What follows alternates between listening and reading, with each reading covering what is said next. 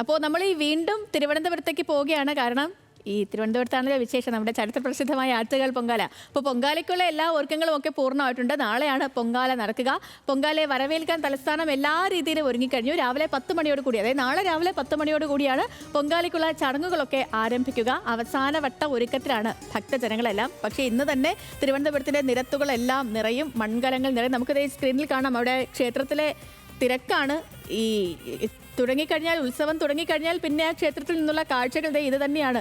ഭക്തജനങ്ങൾ, ഇരച്ചെത്തുന്ന ഭക്തജനങ്ങൾ. ഇത് രാത്രി 1 മണിക്ക് ചെന്നാലും 2 മണിക്ക് ചെന്നാലും ഏറെക്കുറെ ഇങ്ങനെയൊക്കെ തന്നെ ആയിരിക്കും അവിടുത്തെ കാഴ്ചകൾ. വെളുപ്പിന് മുതൽ തുടങ്ങുന്നതാണ് ഈ ഭക്തജന തിരക്ക്. അപ്പോൾ ഹാൻസുണ്ട് വിവരങ്ങളുമായിട്ട്. ഹാൻസ്, ക്ഷേത്രത്തിനുള്ളിൽ നിന്നുള്ള ദൃശ്യങ്ങളൊക്കെ ഞാനിത് ഇവിടെ കണ്ടുകൊണ്ടിരിപ്പുണ്ട്. അവിടെ നിൽക്കാൻ പോലും പറ്റാത്ത അത്രയും തിരക്കാണെന്നൊക്കെ അറിയാം.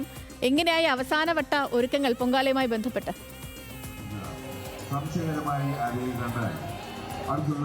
സേതുലക്ഷ്മി, ആറ്റുകാൽ പൊങ്കാലയ്ക്കുള്ള ഒരുക്കങ്ങളെല്ലാം പൂർത്തിയായിട്ടുണ്ട് എന്ന് വേണം നമുക്ക് മനസ്സിലാക്കാൻ. കാരണം നമ്മൾ നേരത്തെ രാവിലെ ലൈവ് തന്നപ്പോൾ ഉള്ളിലായിരുന്നു, ക്ഷേത്രത്തിനുള്ളിൽ നിന്നായിരുന്നു നമ്മൾ വിവരങ്ങളെല്ലാം പങ്കുവച്ചത്. ഇപ്പോൾ നമ്മൾ പുറത്തേക്കൊന്ന് കടന്നിട്ടുണ്ട്. പക്ഷേ ഈ ദൃശ്യങ്ങളിൽ നിന്നും സേതുലക്ഷ്മി കാണാൻ കഴിയും. ഇപ്പോൾ വടം തിരിച്ച് ഭക്തരെ ഇപ്പോൾ അകത്തേക്ക് കടത്തിവിടുന്ന ദൃശ്യങ്ങളാണ് നമുക്ക് കാണാൻ കഴിയുന്നത്. കാരണം അത്രയധികം ഭക്തജന തിരക്കാണ് ഇപ്പോൾ ആറ്റുകാൽ പൊങ്കാല ഒട്ടാകെ ഉണ്ടായിരിക്കുന്നത്. കാരണം ക്ഷേത്രത്തിൽ ദർശനം നടത്തുന്നതിനും പൊങ്കാല അർപ്പിക്കുന്നതിനുമായിട്ടാണ് ഇത്രയധികം പ്രത്യേകിച്ചും സ്ത്രീകൾ എത്തിച്ചേർന്നിരിക്കുന്നത്. കുറച്ച് പുറകിലേക്ക് നോക്കുകയാണെങ്കിലും നമുക്ക് കാണാൻ കഴിയും 10,000-കണക്കിന് സ്ത്രീകളാണ് അമ്പലത്തിലേക്ക് ഇപ്പോൾ ഒഴുകിയെത്തുന്നത്.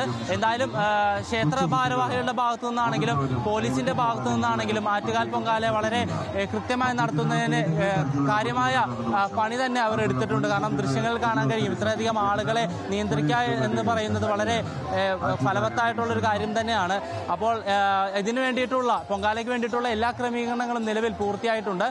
വഴിനീളെല്ലാം തന്നെ ഇപ്പോൾ അടുപ്പ് കൂട്ടുന്ന ചടങ്ങുകളെല്ലാം പൂർത്തീകരിച്ചുകൊണ്ടിരിക്കുകയാണ്. നമുക്കിപ്പോൾ ഇവിടെയും ക്ഷേത്ര പരിസരത്തും എല്ലാം തന്നെ അവിടെ ഇവിടെയുമായി ഭക്തർ ഇപ്പോൾ അടുപ്പ് കൂട്ടി തുടങ്ങിയിട്ടുണ്ട്. കാരണം നമുക്കറിയാം നാളെ വെളുപ്പിനോടുകൂടി തന്നെ തിരുവനന്തപുരം നഗരം അല്ലെങ്കിൽ ആറ്റുകാൽ പ്രദേശമെല്ലാം അടുപ്പ് കൂട്ടലുമായി ബന്ധപ്പെട്ട് സജീവമാകും.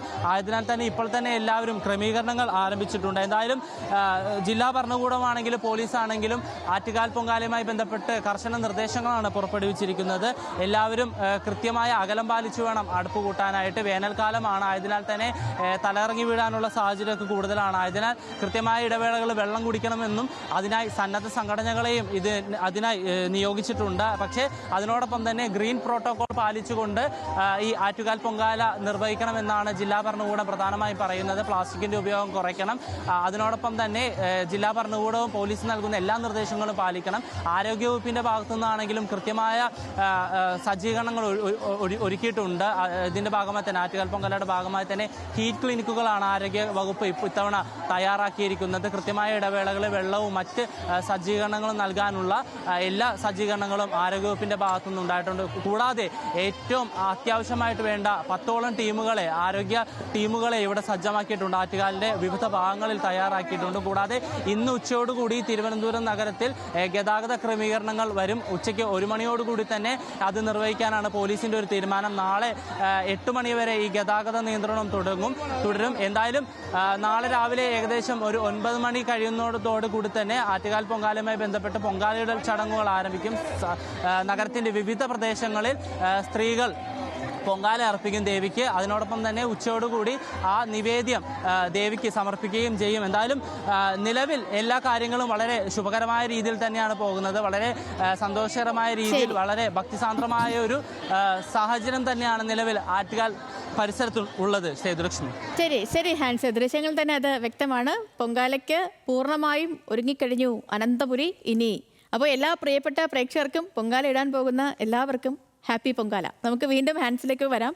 അവിടുത്തെ വിശേഷങ്ങളൊക്കെ കാണാം. ഇന്നും നാളെയൊക്കെ ഇനിയിപ്പം ആ വിശേഷം തന്നെയാണല്ലോ ഒരു വലിയ വിശേഷം.